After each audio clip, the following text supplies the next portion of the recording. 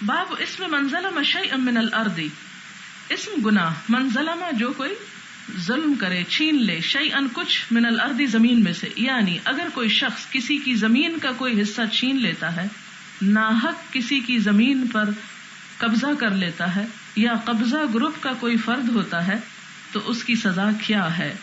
حدثنا ابو الیمان اخبرنا شعیب عن الزہری قال حدثني طلحة بن عبد الله ان عبد الرحمن بن عمرو بن سهل اخبراه ان سعید بن زید رضی اللہ عنہ قال سمعت رسول اللہ صلی اللہ علیہ وسلم، میں نے نبی صلی اللہ علیہ وسلم سے سنا، یقول آپ نے فرمایا، من ظلم من الارض شیئا، جس نے زمین میں سے کسی کا کوئی حق چھینا، ظلم ہوتا نا کسی کا حق مار لینا، طوقہ من 7 اردین، طوقہ اسے طوق پہنایا جائے گا، من 7 اردین 7 زمینوں کا، یعنی ایک زمین کا جتنا وزن ہے، ذرا سوچیں، ایک چھت کا وزن نہیں ہم اٹھا سکتے، چند پتھر نہیں ہم اٹھا سکتے، 7 زمینوں کے بوجھ جتنا، یعنی اللہ تعالیٰ چاہے تو سارے بوجھ کو کنڈینس کر دے اور وہ اس کے گلے میں لٹکا دیا جائے گا.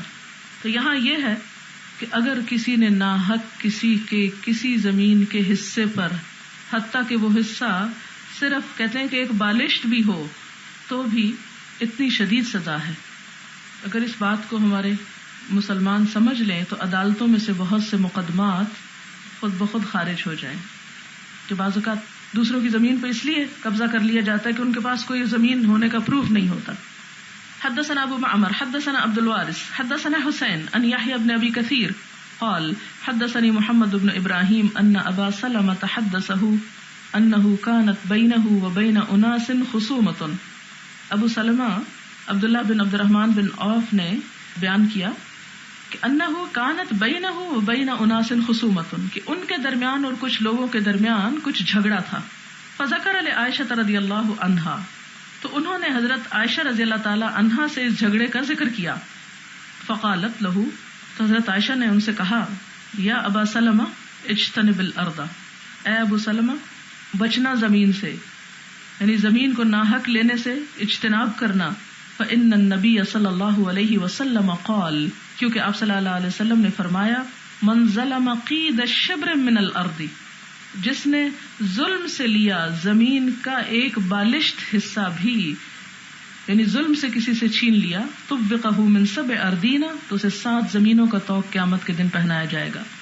حدثنا مسلم بن ابراہیم حدثنا عبداللہ بن المبارک حدثنا موسى بن عقبة عن سالم عن أبيه رضي الله عنه قال قال النبي صلی اللہ علیہ وسلم، من اخذ من الارض شيئا بغیر حقه، جس نے زمین کا کچھ حصہ ناحق طور پر لیا، خسف به یوم القیامت الى 7 اردین، اسے 7 زمین نیچے زمین پہ دھنسا دیا جائے گا، یعنی اتنا دور زمین میں دھنسا دیا جائے گا جتنی 7 زمینوں کی گہرائی ہو.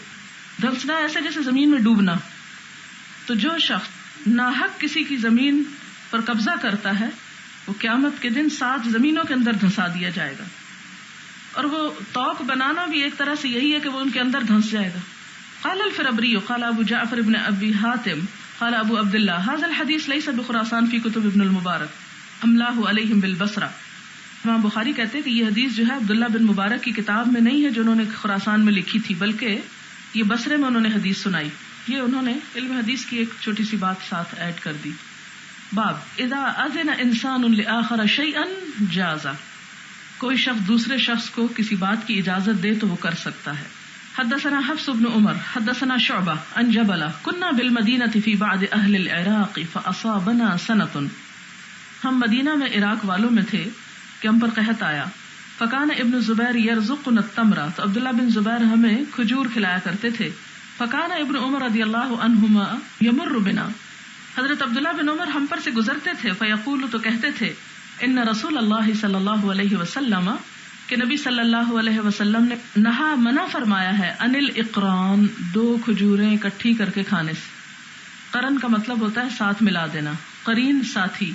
الا ان یستأذن الرجل منکم اخاہ، ہاں اس صورت میں جائز ہے کہ کوئی شخص اپنے بھائی سے اس کی اجازت لے لے. مثلا 2 لوگ ایک پلیٹ سے کھا رہے ہیں، کھجور ہے یا انگور ہے یا کوئی بھی ایسی چیز ہے. اب ایک ان میں سے ایک دانہ کھا رہا ہے اور ایک ان میں سے 2 کھا رہا ہے. تو یہ جو 2 کھا رہا ہے یہ ایک طرح سے ظلم کر رہا ہے. آپ دیکھیں اسلام کی نزاکت کو اور لطافت کو، کہ ظلم صرف زمینوں کو ہتھیانے کا نام نہیں، ظلم کسی کے ساتھ مل کر کوئی چیز کھانے میں اس کے مقابلے میں اس سے زیادہ کھا جانے میں بھی ہے۔ اس کا یہ مطلب نہیں کہ کسی بھی وقت انسان کوئی دو چیزیں اکٹھی منہ میں نہیں ڈال سکتا ہے اگر وہ الگ بیٹھا، اکیلا بیٹھا اپنا کچھ کھا رہا ہے، اپنا ہی حصہ، یا اس کے الگ اپنی ہی پلیٹ میں ہے، یا اپنے ہی حصے کی چیز ہے تو 2 کھائے یا 3 کھائے یا 1 کھائے یا آدھا توڑ کے کھائے، اس کی مرضی۔ حدثنا ابو النعمان حدثنا ابو عوانہ عن الاعمش عن ابی وائل عن ابی مسعود ان رجلا من الانصار يقال له ابو شعیب كان له غلام لحام، لحام لحم سے ہے گوشت بنانے والا یعنی قصاب۔ ابو مسعود کہتے ہیں کہ ایک انصاری جن کا نام ابو شعیب تھا، انہوں نے اپنے غلام سے کہا جو غلام کسائی تھا، فقال له ابو شعیب اصنع لی طعام 5، میرے لیے 5 لوگوں کا کھانا تیار کرو، یعنی 5 لوگوں کے حصے کا گوشت ہو۔ لعلی ادعو النبی صلی اللہ علیہ وسلم خامس 5، شاید میں نبی صلی اللہ علیہ وسلم کو کھانے پر بلاؤں جو 5 میں سے 1 ہوں گے۔ خامس 5 یعنی 5 میں سے 5ویں یعنی 1 اردو محاورے میں۔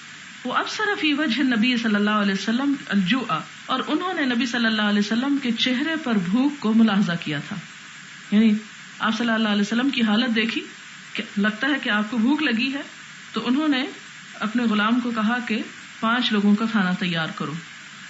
فدعاہ، کھانا تیار ہوا اور اس نے حضور صلی اللہ علیہ وسلم کو دعوت دی۔ 5 لوگ مسجد میں شاید بیٹھے ہوں گے کسی جگہ پر، تو 5 کو بلا لیا۔ فتبعہم رجل، تو ایک اور شخص پیچھے آ گیا، لم یدع، جسے بلایا نہ گیا تھا۔ فقال النبی صلی اللہ علیہ وسلم، تو نبی صلی اللہ علیہ وسلم نے فرمایا ان ھذا قد اتبعنا، یہ شخص ہمارے پیچھے پیچھے آ گیا ہے۔ اتأذن له، کیا تم اس کو بھی اجازت دیتے ہو؟ قال نعم، تو اس نے کہا ہاں۔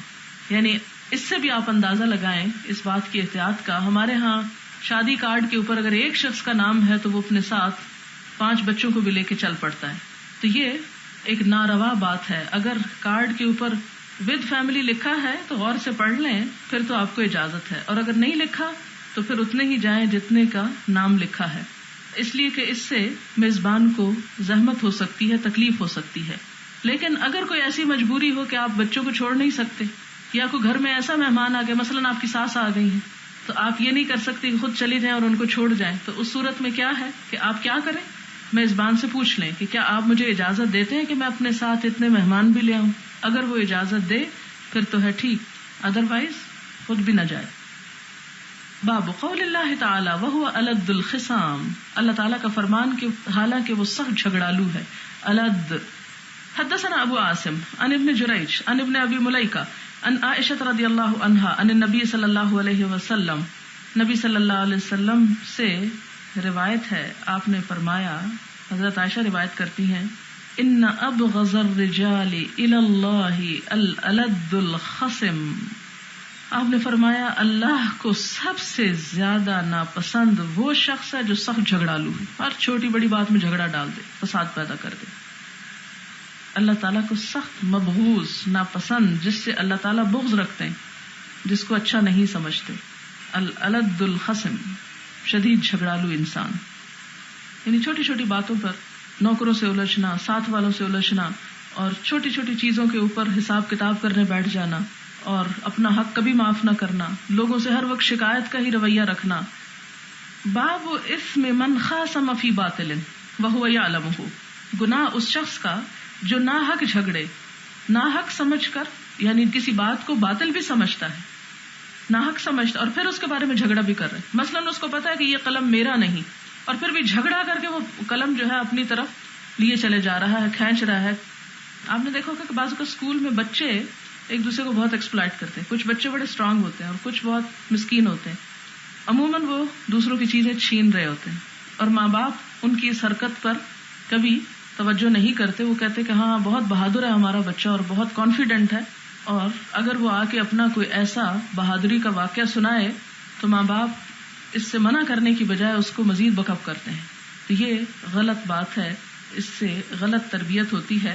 اگر بچہ ناحق کسی کی کوئی چیز لے کر آئے تو چاہیے کہ اس کو ماں باپ روکیں۔ اس کا یہ بھی مطلب نہیں کہ ہر بات پہ آپ بچے سے جھگڑا شروع کر دیں اور اس کو بدگمانی اور شک شروع کر دیں۔ بعض اوقات یہ بھی ہوتا ہے کہ آپ کے بچے کی پینسل ختم ہو گئی، ٹوٹ گئی، تو وہ ساتھ والے سے لے کے لکھتا اور پھر بھول کے بستے میں ڈال کے گھر لے آتا اور آپ اسے کہہ رہی تم تو لازمی چور ہو. نہیں، یہ بھی ایک لد الخصام والی حرکت ہے. بہرحال یہاں یہ ہے کہ ناحق جھگڑا کرنا ایسی چیز کے بارے میں جو کسی کا اپنا حق ہی نہ ہو. حدثنا عبد العزیز ابن عبد اللہ قال حدثني ابراہیم ابن سعد عن صالح عن ابن شہاب قال اخبرني عروة بن الزبير ان زینب بنت ام سلمہ اخبرته ان امها ام سلمہ رضی اللہ عنہا زوج النبی صلی اللہ علیہ وسلم اخبرتها عن رسول اللہ صلی اللہ علیہ وسلم. حضرت ام سلمہ جو حضور صلی اللہ علیہ وسلم کی اہلیہ ہیں، انہوں نے یہ حدیث روایت کی. کہتی ہیں کہ انہ سمع خصومۃ بباب حجرتہ، کہ نبی صلی اللہ علیہ وسلم نے اپنے گھر کے دروازے پر کچھ جھگڑا سنا، یعنی لوگ جھگڑ رہے ہیں. فخرج الیہم، تو آپ ان کی طرف نکلے.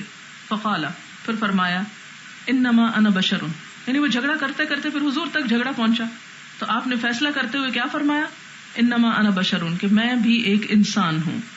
وانہ یاتینی الخصم، اور میرے پاس ایک فریق آتا ہے. خصم یعنی جھگڑے کا ایک فریق، جھگڑنے والا. فلعل بعضکم ان یکون ابلغ من بعض، تو ہو سکتا ہے کہ تم میں سے ایک دوسرے کے مقابلے میں زیادہ فصیح و بلیغ گفتگو کر سکتا، اپنے دلائل زیادہ بہتر طور پر بتا سکتا. ابلغ یعنی اپنی بات زیادہ پہنچا سکتا ہو. فاحسب، تو میں سمجھوں، انہ صدق، کہ یہی سچا ہے، یعنی جو زیادہ بولتا ہے وہ سچا نظر آتا ہے. فاقضى له بذلك، تو اس کی اسی بات پر میں اس کے حق میں فیصلہ کر دوں.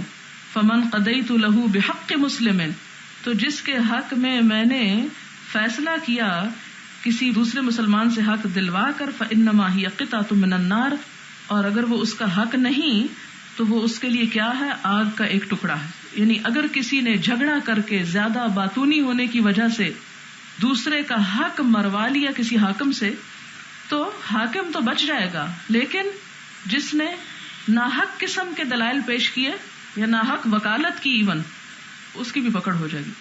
وکالت کا پیشہ بذات خود نہ برا ہے نہ اچھا ہے، کسی بھی پیشے کی طرح، جیسے کوئی بھی تجارت ہے مثال کے طور. لیکن اگر کسی وکیل کو یہ علم ہے کہ اس کا کلائنٹ جو ہے وہ ظلم کر رہا ہے یا ناحق طور پر کسی کی چیز ہتھیانا چاہتا ہے یا غلط کام پر ہے، تو اسے چاہیے کہ وہ اس مقدمے کو نہ لڑے، اس کی طرف سے قبول نہ کرے. کیونکہ اگر اس نے اپنی زباندانی کی وجہ سے یا چرب زبانی کی وجہ سے ایک ظالم کو ظلم کرنے میں مدد دی، تو یہ خود اس کا اپنی جان پر ظلم کمانا ہوگا، جس کا قیامت کے دن اسے بدلہ دینا ہوگا. اور آپ کو معلوم ہے، پہلے بھی حدیث میں سنا چکی ہوں، کہ جب کوئی شخص ظالم کا ساتھ دیتا ہے اور وہ جانتا ہے کہ یہ ظالم ہے، تو ظالم کا ساتھ دینے پر عرش الہی ہل جاتا ہے، لرز جاتا ہے کہ جب کوئی شخص کسی ظالم کے ساتھ چلتا ہے یا اس کی مدد کرتا ہے. ہاں ایک الگ بات ہے کہ اگر کوئی شخص جھوٹ موٹ آ کے وکیل کو بتاتا ہے اور وہ وکیل اس کو سچ سمجھتا ہے، تو اس صورت میں پھر حاکم کے اوپر یا وکیل کے اوپر زد نہیں پڑتی. اسی طرح اگر کوئی جج فیصلہ کرتا ہے، جج اگر ذاتی طور پر جانتا بھی ہے کہ جو اس وقت مظلوم نظر آتا ہے وہی دراصل ظالم ہے، تو وہ ساتھ نہیں دے سکتا اپنے ذاتی علم کی بنا پر. اسے تو فیصلہ کرنا ہے کس پر؟ گواہیوں کی بنیاد پر. اسی لیے آپ صلی اللہ علیہ وسلم نے جھوٹی گواہی کے بارے میں اتنی شدت اختیار کی اور اتنا اجتناب کرنے کا حکم دیا کہ راوی کہتے ہیں کہ آپ صلی اللہ علیہ وسلم ٹیک لگا کر بیٹھے ہوئے تھے تو تکیہ چھوڑ کر سیدھے ہو کر بیٹھ گئے، اور اتنی مرتبہ اس بات کو دہرایا کہ ہمارا دل چاہنے لگا کہ آپ صلی اللہ علیہ وسلم اب اس کے بعد مزید یہ بات نہ فرمائیں، خاموش ہو جائیں. تو یہاں پر بھی کتاب المظالم میں یہ حدیث اسی لیے لائی گئی ہے کہ اگر کوئی شخص چرب زبانی کے ذریعے کسی کا حق مار جاتا ہے تو دراصل وہ اپنے حق میں ظلم کماتا ہے اور اس کا بدلہ اس کو دینا ہوگا. فرمایا فمن قضیت له بحق مسلم فانما هي قطعة من النار فليأخذها او فليتركها، کہ اگر میں کسی مسلمان کا حق دلا دوں ظاہری بیان پہ بھروسہ کر کے، تو یہ دوزخ کا ایک ٹکڑا ہے، آگ کا ٹکڑا ہے، چاہے تو وہ اسے لے لے اور چاہے تو چھوڑ دے. اس سے ایک اور بات پتہ چلتی کہ نبی صلی اللہ علیہ وسلم غیب دان نہیں تھے، وہ دلوں کے حال نہیں جانتے تھے. وہ بھی جو مقدموں میں فیصلہ کرتے تھے وہ صرف ظاہری شہادتوں کی بنا پر کیا کرتے تھے. باب اذا خاصم فجر، یہ منافق کی صفت ہے کہ جب جھگڑا کرے تو گالی گلوچ پہ اتر آئے، بد زبانی کرے. فجر فسق و فجور، فجور سے ہے یہ، یعنی ناحق باتیں کرے، بد زبانی، بد کلامی. حدثنا بشر بن خالد اخبرنا محمد عن شعبة عن سلیمان عن عبد الله بن مرہ عن مسروق عن عبد الله بن عامر رضی اللہ عنہما عن النبی صلی اللہ علیہ وسلم قال اربع من کن فیہ کان منافقا، 4 باتیں جس کے اندر ہو وہ منافق ہے. او کانت فیہ خصلۃ من اربع، یا 4 خصلتوں میں سے کوئی ایک پائی جاتی ہو. کانت فیہ خصلۃ من النفاق، اس کے اندر نفاق کی ایک خصوصیت ہوگی. حتی یدعها، یہاں تک کہ وہ اس کو چھوڑ دے. اذا حدث کذب، 4 باتیں کیا ہیں کہ جب بات کرے تو جھوٹ بولے. واذا وعد اخلف، جب کسی سے وعدہ کرے تو خلاف ورزی کرے. واذا عاہد غدر، اور جب کبھی عہد کرے تو دھوکہ دے جائے، یعنی عہد وفا نہ کرے. واذا خاصم، اور جب جھگڑا کرے فجر، تو بد زبانی پہ اتر آئے. باب قصاص المظلوم، مظلوم کا بدلہ لینا. اذا وجد مال ظالم ہی، جب وہ ظالم کا مال پائے، یعنی اگر کسی شخص نے ظلمن کسی کا مال ہتھیا لیا ہے اور ظالم مثلا مر گیا یا کہیں چلا گیا اور اس کے پاس اس شخص کا مال ہے، تو وہ مال اپنے حق کے مطابق اس میں سے لے سکتا ہے. وقال ابن سیرین یقاصہ، یعنی اپنا قصاص لے سکتا، بدلہ لے سکتا ہے، اپنے حق کے برابر لے سکتا ہے. وقرأ وَإِنْ عَاقَبْتُمْ فَعَاقِبُوا بِمِثْلِ مَا عُوقِبْتُمْ بِهِ، اگر تم تکلیف پہنچاؤ تو اتنی ہی تکلیف پہنچاؤ جتنی تم کو تکلیف دی گئی ہے. حدثنا ابو الیمان اخبرنا شعیب بن الزہری قال حدثني عروہ ان عائشہ رضی اللہ عنہا قالت جاءت ہند بنت عتبہ بن ربیعہ فقالت یا رسول اللہ ان ابا سفیان رجل مسیک، کہ ابو سفیان ایک بخیل شخص ہے. مسیک مسکا کا مطلب ہوتا ہے روکنا کسی چیز کو، بہت زیادہ روکنے والے، یعنی ہماری ضروریات کے مطابق ہم پر مال خرچ نہیں کرتا.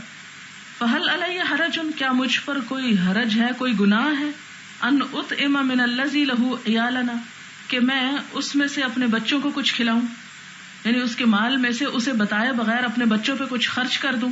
فقال لا حرج علیک، آپ نے فرمایا کہ تم پر کوئی حرج نہیں، کوئی گناہ نہیں. ان تطعمیہم بالمعروف، کہ تم انہیں دستور کے مطابق، معروف طریقے کے مطابق انہیں کھلا سکتی ہو. اب معروف کیا ہے؟ حیثیت کے مطابق. مثلا اگر ایک مالدار شخص ہے تو اس کی بیوی اگر اس کے مال میں سے گھر کی ضروریات یا بچوں کے اوپر خرچ کرتی ہے تو دراصل وہ کیا ہے، اسی سٹینڈرڈ کے مطابق، جو ان کا لیونگ سٹینڈرڈ ہے اس کے مطابق لے سکتی ہے. اور ایک غریب شخص کے لیے سٹینڈرڈ کیا ہے؟ جو اس کے مطابق. یہ نہیں کہ اگر ایک غریب شخص ہے تو اس کا سارا مال وہ اٹھا کے صرف انہی ضروریات پر لگا دے کہ نہیں ہمیں تو اپنا حق چاہیے.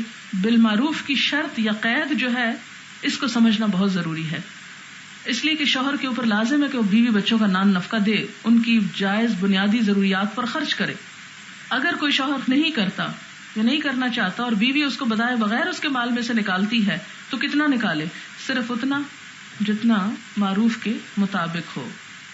حدثنا عبداللہ ابن یوسف حدثنا اللیث قال حدثني یزید عن ابی الخیر عن عقبۃ بن عامر قال قلنا للنبی صلی اللہ علیہ وسلم انك تبعثنا فننزل بقوم لا يقروننا. عقبہ بن عامر کہتے ہیں کہ ہم نے نبی صلی اللہ علیہ وسلم سے عرض کیا کہ آپ ہمیں ایک ایسی جگہ پر بھیجتے ہیں کہ جو ہماری ضیافت تک نہیں کر سکتے یا نہیں کرتے. لا یقروننا، قراء پیچھے آپ پڑھ چکے ہیں، ضیافت مہمانی کو کہتے ہیں.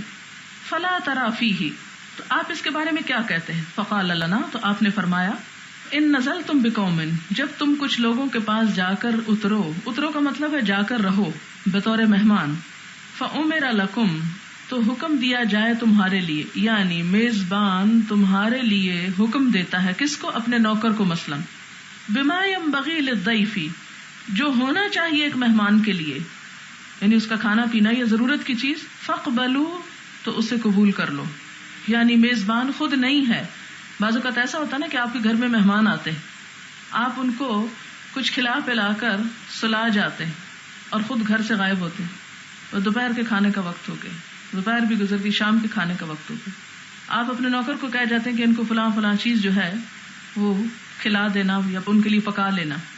اب مہمان بیٹھے ہیں، میزبان کا انتظار کریں، میزبان تو نہیں آیا، لیکن مہمان کے لیے حکم دے گیا ہے کس کو؟ اپنے نوکر کو، کہ وہ مہمان کو اس کے مال میں سے یہ اور یہ چیز کھلا دے. اب کیا مالک کی غیر حاضری میں نوکر کا دیا ہوا کھانا کھانا مہمان کے لیے حلال ہے یا حرام ہے؟ کہیں ظلم تو نہیں مالک پر؟ نہیں، حلال ہے. جو وہ کہہ گیا ہے، وہ جو بھی کہہ گیا، تھوڑا کہہ گیا یا زیادہ کہہ گیا، وہ کھا سکتے ہیں. فَإِن لَّمْ يَفْعَلُوا، پھر اگر وہ ایسا نہ کریں، فَخُذُوا مِنْهُمْ حَقَّ الضَّيْفِ، تو ان سے مہمان کا حق وصول کر لو.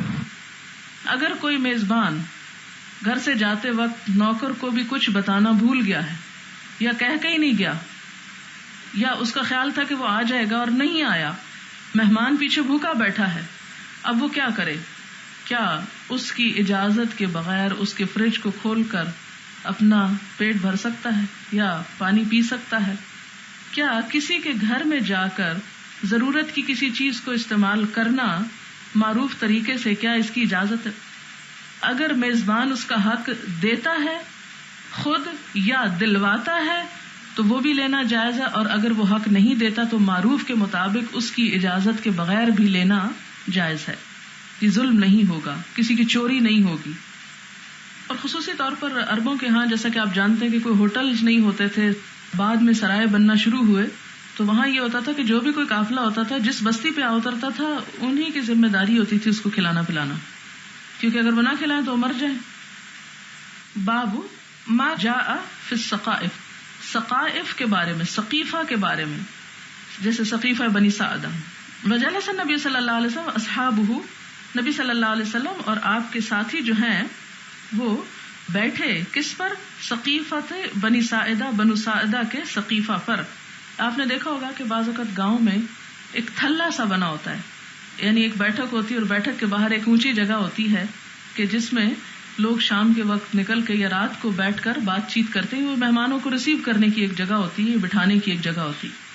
اب بعض اوقات یہ ہوتا ہے کہ مالک خود کوئی نہیں ہے، کسی کے گھر کے پاس سے آپ گزر رہے ہیں، بینچ رکھے ہوئے ہیں، درخت کا سایہ ہے، پاس پانی بھی ٹیپ لگی ہوئی ہے، تو اگر آپ راستہ چلتے ہوئے وہاں رک جاتے ہیں تو کیا یہ چوری تو نہیں شمار ہوگا، یا ناحق تو کسی کے اوپر ایک بوجھ ڈالنا تو نہیں ہوگا؟ تو اس کی بات یہاں کی جا رہی ہے کہ اس طرح کسی کی اجازت کے بغیر اس کے گھر کے باہر والے حصے میں یا سایہ دار حصے میں یا کسی کے کھیت میں یا کسی کے باغ میں تھوڑا وقت گزارنے کے لیے اس کی اجازت کے بغیر بیٹھ جانا جو ہے یہ راہدار کا حق ہے، مہمان کا حق ہے، اس میں حرج نہیں۔ حدثنا یحیی بن سلیمان قال حدثني ابن وهب قال حدثني مالك واخبرني يونس عن ابن شهاب قال اخبرني عبيد الله بن عبد الله بن عتبة ان ابن عباس اخبره عن عمر رضي الله عنهم قال حين توفى الله النبي صلى الله عليه وسلم، جب اللہ سبحانہ وتعالی نے اپنے نبی صلی اللہ علیہ وسلم کو فوت کیا، ان الانصار اجتمعوا، تو سب انصار جمع ہو گئے، کہاں؟ فی سقیفۃ بنی ساعدہ، بنو ساعدہ کے سقیفہ پر، تھلے پر۔ فقلت لابی بکر، تو میں نے ابو بکر سے کہا، انطلق بنا، ہمارے ساتھ چلو۔ فجئناہم فی سقیفۃ بنی ساعدہ، تو ہم ان کے پاس، یعنی کن کے؟ انصار کے پاس آئے، سقیفہ بنی ساعدہ میں۔ باب لا یمنع جار جارہ ان یغرز خشبۃ فی جدارہ، کوئی ہمسایہ اپنے ہمسائے کو نہ روکے، لا یمنع نہ منع کرے، کس بات سے؟ ان یغرز کے ٹھونک کے، خشبۃ لکڑی، فی جدارہ اس کی دیوار میں۔ بعض اوقات یہ ہوتا ہے کہ آپ کو کیل لگانا پڑتا ہے، تو ایک دیوار آپ کے اور ہمسائے کے درمیان مشترک ہوتی ہے، آپ ادھر سے کیل لگانے لگتے ہیں اور دوسری طرف سے بھی دیوار بجنے لگتی ہے کہ ہماری دیوار میں مت کیل لگاؤ۔ یا آپ بعض اوقات کسی کا گھر کرائے پر لیتے ہیں اور پھر آپ کو ضرورت پیش آتی ہے کوئی چیز اس میں لگانے کی یا اتارنے کی، چھوٹی موٹی آلٹریشن، بڑی تو نہیں لیکن چھوٹی موٹی ضرورت کے تحت، تو کیا یہ اس مالک کے مکان کے اوپر ظلم ہوگا؟ یا ہمسائے کی دیوار پہ اگر کیل دوسری طرف سے آپ لگا رہے ہیں، یا کوئی لکڑی ایسی اڑس رہے ہیں کہ جس پہ آپ کو شیلفز ہیں یا ریکس ہیں یا کوئی ایسی چیز، یا بعض اوقات چھت ڈالنا ہوتی ہے اور جو چھت کی ٹیک وغیرہ ہے وہ دوسرے ہمسائے کی دیوار کو بھی وہ ٹچ کر رہی ہے یا اس کا بھی سہارا لے رہی ہے، کیا اس کی اجازت ہے؟ اسلام اس بارے میں کیا حکم دیتا ہے؟ حدثنا عبداللہ بن مسلمہ عن مالک عن ابن شہاب عن الأعرج عن ابی ہریرہ رضی اللہ عنہ ان رسول اللہ صلی اللہ علیہ وسلم قال، نبی صلی اللہ علیہ وسلم نے فرمایا، لا یمنع جار جارہ، کوئی شخص اپنے پڑوسی کو نہ روکے، ان یغرز خشبۃ فی جدارہ، کہ وہ اس کی دیوار میں کوئی لکڑی لگائے۔ ثم یقول ابو ہریرہ، پھر ابو ہریرہ کہتے، ما لی اراکم عنہا معرضین، کیا ہے کہ میں دیکھتا ہوں تم کو کہ اس سے منہ موڑنے والے ہو، یعنی اس حدیث پر عمل نہیں کرتے۔ واللہ لأرمینہا بین اکتافکم، خدا کی قسم میں یہ تمہارے کندھوں پہ پھینکتا رہوں گا، یعنی یہ حدیث تم کو سناتا رہوں گا، یہ ذمہ داری تم پہ ڈالتا رہوں گا، تم عمل کرو یا نہ کرو۔ رسول اللہ صلی اللہ علیہ وسلم کا فرمان یہی ہے کہ کسی ہمسائے کو اپنے ہمسائے کے لیے اس بات سے روکنا نہیں چاہیے کہ چھوٹی موٹی چیز اس طرح دیوار وغیرہ میں وہ لگا لے۔ ہاں اگر یہ خطرہ ہو کہ ہمسائے کی چھت ڈلنے سے آپ کی بھی چھت نیچے آ جائے گی تو اس صورت میں روکا جا سکتا ہے. کوئی جینون ریزن ہو تو روکا جا سکتا ہے, لیکن صرف ایک نک چڑھا ہونے کی وجہ سے چھوٹی چھوٹی باتوں کو مائنڈ کرنا اور دوسرے کی مدد نہ کرنا, اس چیز سے اسلام نے روکا ہے. باب السب الخمر فی الطریق, شراب کا راستے میں بہانا. آپ کو یاد ہوگا پیچھے ایک حدیث آپ نے پڑھی تھی کہ اگر کوئی شخص راستے میں کوڑا کرکٹ پھینکتا ہے تو یہ ایمان کے منافی بات ہے. یعنی گلی بازار میں آپ کوئی کوڑا کرکٹ, کوئی گندگی, کوئی نجاست نہیں پھینک سکتے. آپ صلی اللہ علیہ وسلم نے ان لوگوں پر لعنت برسائی ہے جو راستوں میں گندگی اور نجاست کو پھیلائیں یا سایہ دار درختوں کے نیچے گندگی پھیلائیں. تو گندگی پھیلانے میں آپ نے دیکھا ہوگا کہ بعض اوقات دیہات وغیرہ میں لوگوں کے گھروں میں ٹوائلٹس نہیں ہوتے, وہ رفع حاجت کے لیے کھیتوں وغیرہ میں جاتے ہیں, اور کھیتوں میں بعض اوقات اگر دن کو جائیں تو اور جگہوں پہ دھوپ ہوتی ہے تو وہ درختوں کے نیچے بیٹھ جاتے ہیں, جس سے دوسرے گزرنے والے راہداروں کو سطر کے اعتبار سے بھی اور گندگی کے اعتبار سے بھی سخت اذیت ہوتی. کسی کا پاؤں پڑ سکتا ہے, کسی کو اور کوئی راہ گزرتے ہوئے تکلیف ہو سکتی ہے. تو ایسا کرنے سے نبی صلی اللہ علیہ وسلم سختی سے روکا, بلکہ لعنت فرمائی. اور اسی طرح عموماً ہمارے ہاں کیا حال احوال ہیں کہ گھر کی صفائی کی اور کوڑا گلی میں ڈھیر کر دیا یا نالی میں بہا دیا, اور پھر جا گٹر بند ہوتے ہیں اور گٹر بند ہو کے ابلنا شروع ہو جاتے ہیں, جس سے گاڑیاں گزرتی ہیں اور چھینٹے پڑتے ہیں ان پر بھی اور دوسروں پر بھی, اور ایک گندگی اور غلاظت کا طوفان آ جاتا ہے. تو یہ چیزیں جو ہیں ایک اسلامی معاشرے کے جو اسلامی تشخص ہے اس کے منافی ہیں. اس سے روکا گیا اور بڑی شدت کے ساتھ روکا گیا, لعنت تک کی گئی. تو یہاں اب یہ بات چونکہ منع کی گئی ہے تو اب یہ ہے کہ حضور صلی اللہ علیہ وسلم کے زمانے میں جب شراب کو حرام کیا گیا تو وہ گلیوں میں بہائی گئی, تو پھر اس کا جواز کیا ہے, کیا یہ ایک غلط کام ہوا تھا؟ تب اس کے بارے میں بتایا جائے گا. حدثني محمد بن عبد الرحیم ابو یحییٰ اخبرنا عفان حدثنا حماد ابن زید حدثنا ثابت عن انس رضی اللہ عنہ كنت ساقی القوم فی منزل ابی طلحہ. حضرت انس رضی اللہ تعالیٰ عنہ کہتے ہیں کہ میں شراب پلانے پر مامور تھا. ساقی اردو شاعری میں بہت استعمال ہوتا ہے. فی منزل ابی طلحہ تھا, ابو طلحہ کے گھر میں. ابو طلحہ کے ہاں مجلس خمر تھی, شراب نوشی کی محفل بپا تھی, اور میں شراب پلا رہا تھا. وکان خمرہم یومئذ الفدیخہ, اور ان کی شراب اس دور میں کھجوروں سے بنتی تھی. فدیخ بطور خاص کھجور کی شراب کو کہتے ہیں, جو کہ مختلف چیزوں سے, مثلا انگور سے بھی بنتی ہے, گندم سے بنتی, جو سے بنتی, اسی طرح کھجور سے بنتی ہے. تو فدیخ نام ہے اس شراب کا جو کھجور سے بنتی. کہتے کہ اس دن وہ فدیخ پی رہے تھے. فامر رسول اللہ صلی اللہ علیہ وسلم منادیا ینادی, تو آپ صلی اللہ علیہ وسلم نے ایک آواز دینے والے کو, منادی کو آواز دینے کے لیے حکم دیا. الا ان الخمر قد حرمت, سنو شراب حرام کر دی گئی. ایک منادی کر رہا تھا. منادی ہوتا ہے ندا دینے والا, پکارنے والا. ایک پکارنے والا پکار رہا تھا کہ لوگوں شراب حرام کر دی گئی. قال, وہ کہتے ہیں فقال علی ابو طلحہ, تو ابو طلحہ نے مجھ سے کہا اخرج فاحرقها, جاؤ اسے باہر بہا دو. حالانکہ وہ میزبان تھے, لیکن یہ نہیں دیکھا کہ ہائے میرے مہمان اب کیا کہیں گے, یہ دیکھا کہ اللہ کے رسول صلی اللہ علیہ وسلم نے کیا فرمایا. اخرج فاحرقها فخرجت فاحرقتها, وہ کہتے ہیں میں گھر سے باہر نکلا اور میں نے ساری شراب بہا دی. فجرت فی سکک المدینۃ, تو وہ مدینے کی گلیوں میں بہتی چلی گئی, یعنی مدینے کی گلیاں شراب سے بھر گئی.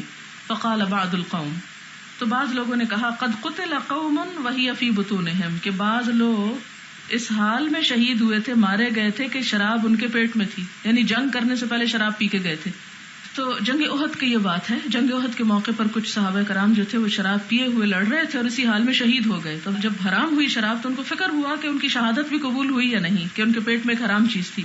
تو اس پر یہ آیت اتاری گئی, فانزل اللہ لیس علی الذین آمنوا وعملوا الصالحات جناح فیما طعموا, کہ کوئی حرج نہیں ان لوگوں پر جو ایمان لائے اور نیک عمل کیے انہوں نے, اس معاملے میں جو وہ پہلے کھا پی چکے. یعنی حرام ہونے سے پہلے, کسی بھی چیز کی حرمت آنے سے پہلے اگر کوئی حرام چیز کھائی جا چکی ہے تو اس پر کوئی گناہ نہیں, کوئی حرج نہیں, یعنی ان کی شہادت قبول ہے.